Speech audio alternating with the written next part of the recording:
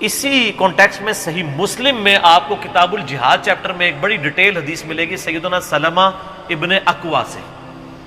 یہ بڑے لاڈلے صحابی ہیں حضور کے. نبی علیہ السلام کا فرمان ہے صحیح بخاری و مسلم میں کہ سلمہ ابن اکوع ہمارے پیادوں میں سب سے دلیر آدمی ہے. یہ پیدل جو ہے نا 10-10 20-20 میل ویسے ہی چل پڑتے تھے, ان کے ساتھ کوئی دوڑ نہیں لگا سکتا تھا. اس اکیلے بندے نے 30 کافروں کو مار کے پیدل جا کے ان کے پیچھے نبی علیہ السلام کے اونٹ چھڑوا کے لے آئے تھے. نبی علیہ السلام نے ان کو پھر کہا تھا ہمارے پیادوں میں سب سے بہترین سلمہ ابن اکوع ہے. اور یہ سلمہ ابن اکوع وہی ہیں جن کے بارے میں الادب المفرد میں آتا ہے کہ 2 تابعین ان کو ملنے کے لیے جاتے ہیں تو سلمہ ابن اکوع کہتے ہیں کہ یہ میرے 2 ہاتھ ہیں جن سے میں نے نبی علیہ السلام کے ساتھ مصافحہ کیا, آپ کی بیعت کی.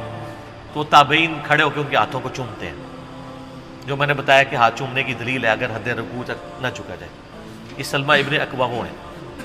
سلمہ ابن اکوع ہی صحیح مسلم میں آتا ہے, وہ کتاب الجہاد چیپٹر میں وہ کہتے ہیں کہ جب غزوہ خیبر کا موقع آیا تو آپ کو پتہ ہے مستدرک الحاکم میں ڈیٹیل ہے کہ کئی ایک اصحاب گئے ہیں لیکن کامیاب نہیں ہوئے.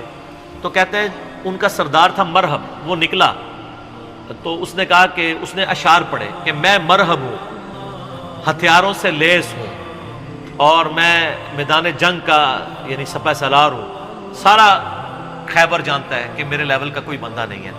تو وہ کہتے ہیں میرے چچا تھے سیدنا عامر, وہ اس کے مقابلے کے لیے نکلے.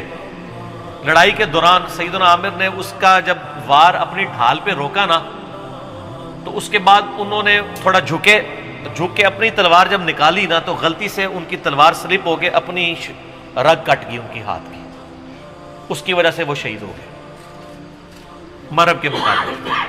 تو سلمہ ابن اکوع کہتے ہیں میں بڑا غمگین ہوا کیونکہ صحابہ کہنا شروع ہو گئے اس نے خودکشی کر لی ہے, کیونکہ صحابہ کو علم غیب نہیں تھا نا, بزرگوں کو علم غیب ہوتا نا. تو حضور کے پاس شکایت سلمہ ابن اکوع, یا رسول اللہ میرے چچا, آپ فرمایا تیرا چچا تو مومن ہے. اور اسی حدیث میں الفاظ ہیں کہ سلمہ ابن اکوع کہتے ہیں کہ ایک دن پہلے ہی نبی علیہ السلام کو میں نے جب تعارف کرایا نا یہ میرے چچا عامر ہے, تو حضور نے کہا اللہ تعالیٰ اس پہ رحم فرمائے. تو حضرت عمر کہتے ہیں لو جی یہ شہید ہو گیا. یہ مسلم کے الفاظ ہیں. وہ کہتے ہیں حضور جس کے لیے کہتے ہیں اللہ اس پہ رحم فرمائے, شہادت پکی, وہ ہو گئی اگلی دفعہ.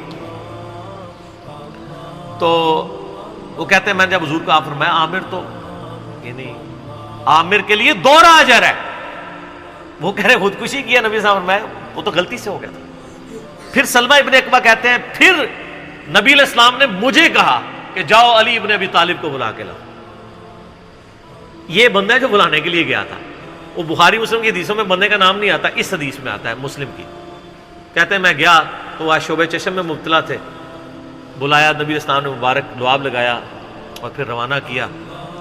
تو وہ کہتے ہیں جب حضرت علی مقابلے کے لیے گئے تو مرہب نے کہا کہ میں مرہب ہوں, سارا خیبر جانتا ہے, ہتھیاروں سے لیس ہوں, میرے لیول کا کوئی بندہ جنگجو نہیں ہے.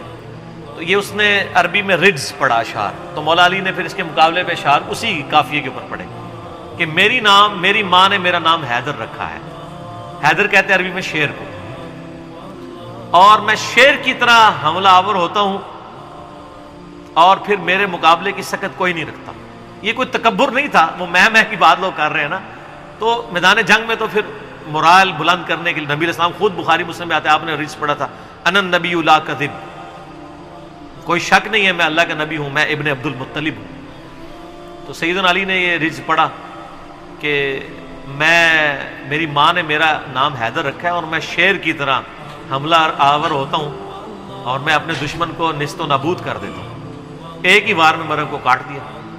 بس وہ مرہب مرا تو کانفیڈنس لوز ہو گیا, تو خیبر کی فتح ہو گئی.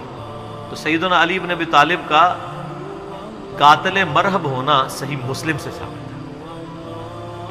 ناسبی ویسے کرتے رہے, اس لیے میں نے آپ کو شاہ جی کئی بار کہا ہے ناسبی اور منکرین حدیث لازم و ملزوم ہے.